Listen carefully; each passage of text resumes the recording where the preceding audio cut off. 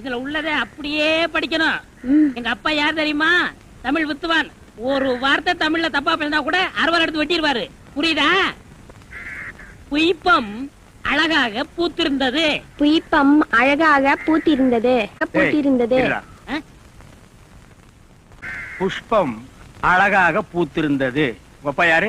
தமிழ் வித்துவான். ஒரு வார்த்தை தப்பா பேசினா கூட அறுவாள் எடுத்து வெட்டிடுவாரு. எங்க இத படி?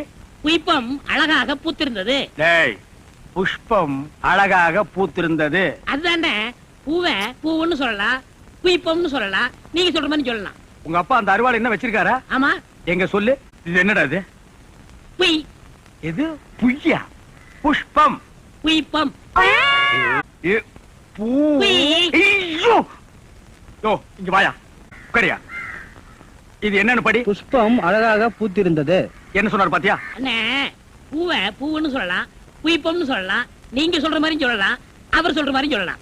அடே, உன் நாக்க 4-5 தடவை சேவிங் பண்ணிட்டாலும் சொல்லி தொலையண்டா. அடே, புஷ் புய் புஷ் புய் புஷ் புய் புஷ்